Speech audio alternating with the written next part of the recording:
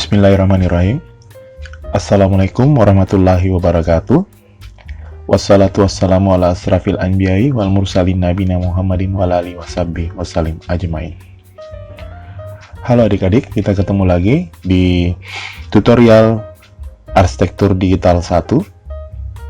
Pada pertemuan kali ini kita akan masuk ke pembahasan mengenai software SketchUp.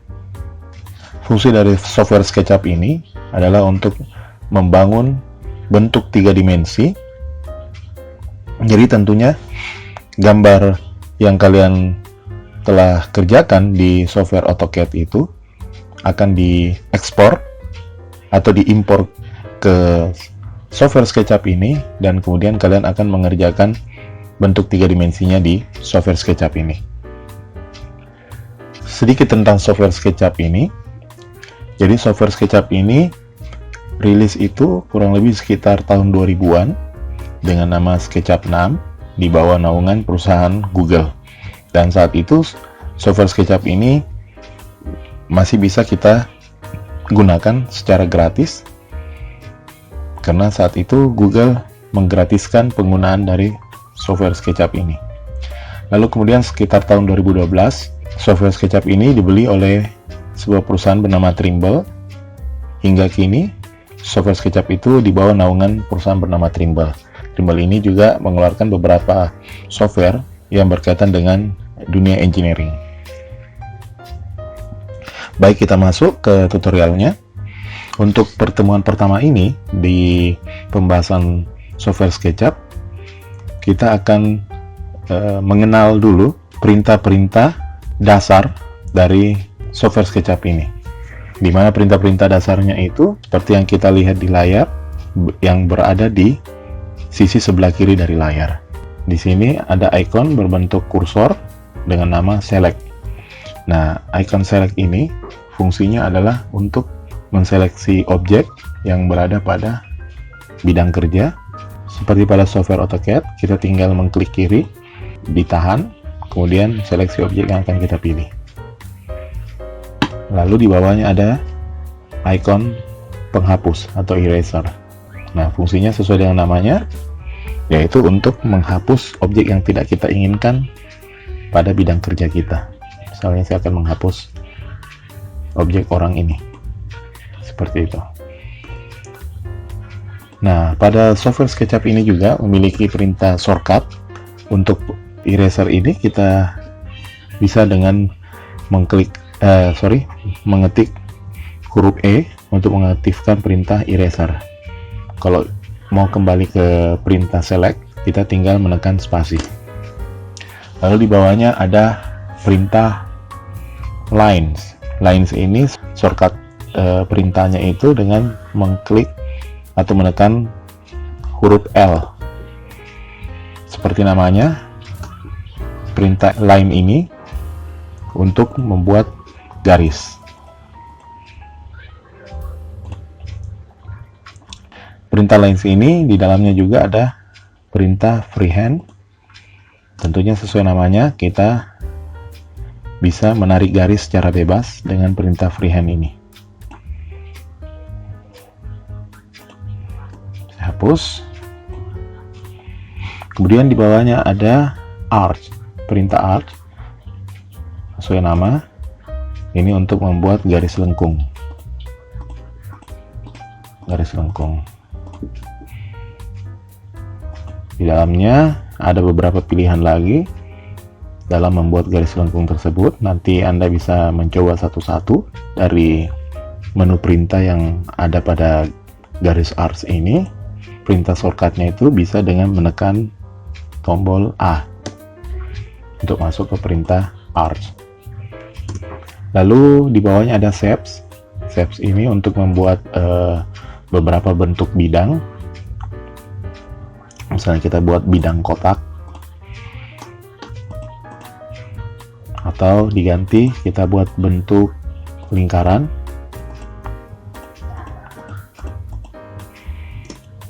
Perintah shortcutnya bisa dengan R untuk rectangle, sama di AutoCAD.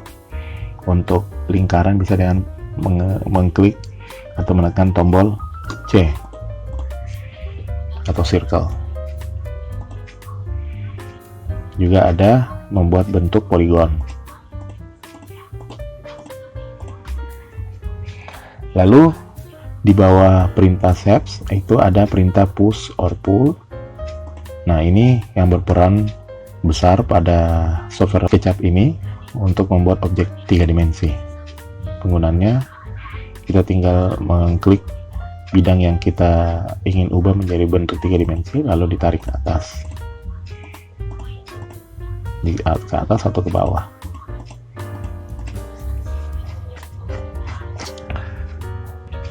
Kemudian ada perintah offset. Perintah offset ini untuk membuat kopian dari bentuk suatu bidang. Misalnya bidang kotak ini saya mau buat dia kopiannya masuk ke dalam sejauh 20 cm misalnya. Saya klik, lalu saya ketikkan 20. Nah, kalau kita ukur jaraknya menjadi 20 cm sesuai dengan keinginan kita. Nah, itu bisa juga dipraktekkan ke arah luar dari bentuk dasar dari bidang yang kita copy ini. Misalnya saya mau copy dia sejauh 1 meter atau 100 cm. Nah, ini sudah otomatis berjarak 1 meter, bisa dilihat. Lalu ada perintah move.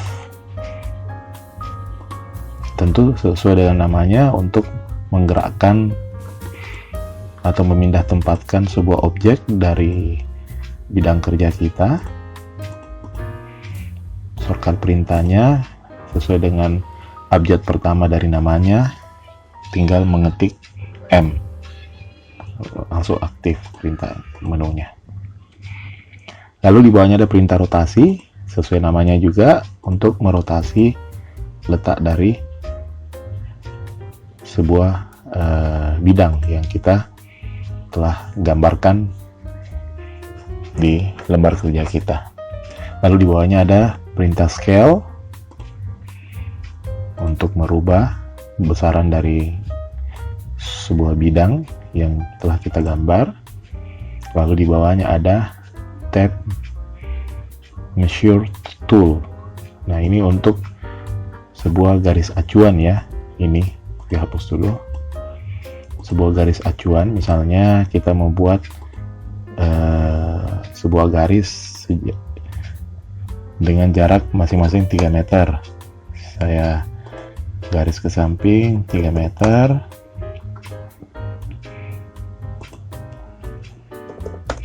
Nah, akan tercipta garis putus-putus seperti yang terlihat.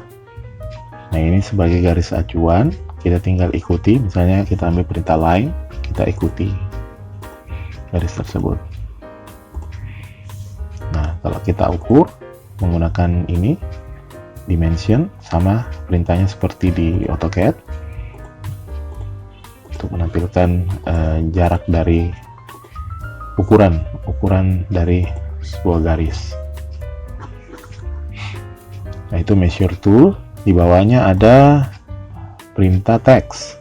Text ini untuk menyisipkan sebuah tulisan. Misalnya saya tulis bidang kotak. Nah, seperti itu. Kemudian di bawahnya ada paint bucket. Paint bucket ini untuk memberikan sebuah material. Misalnya kotak, objek tabung ini mau saya jadikan warnanya menjadi warna pink. Saya klik icon paint bucket ini, lalu saya rubah jadi pink, kemudian saya aplikasikan ke tabungnya seperti ini.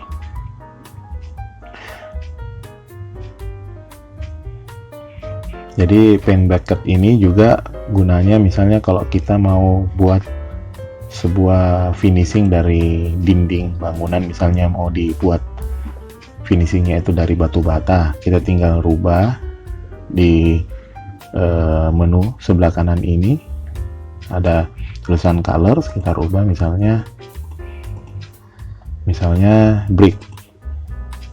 Nah, ini ada beberapa sampel material, kita klik salah satunya lalu kita aplikasikan seperti ini.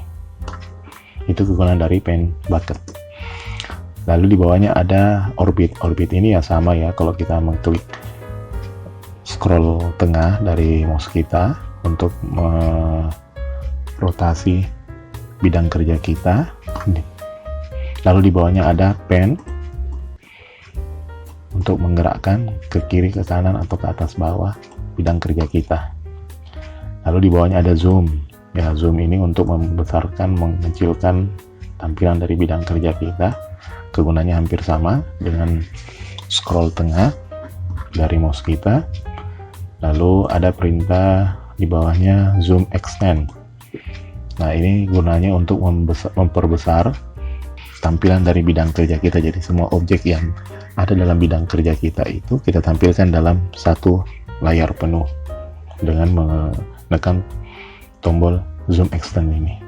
Di bawahnya ada 3D Warehouse dan extension warehouse. Ini kegunaannya kalau kita menggunakan SketchUp yang resmi, itu bisa langsung terkoneksi ke 3D Warehouse, dimana 3D Warehouse ini semacam kayak perpustakaan dari SketchUp ini. Kalau kita mau mengambil objek-objek secara gratis atau membeli objek yang ada di 3D Warehouse tersebut, misalnya kita mau masukkan objek sofa, objek mobil, objek pohon, itu bisa dengan terkoneksi ke 3D Warehouse. Tapi tentunya harus menggunakan SketchUp yang versi resmi dulu. Kemudian ada beberapa icon di atas ini. Beberapa icon ini yang penting saja ya, yang akan sering kalian gunakan. Ini seperti ini, gambar bentuk rumah.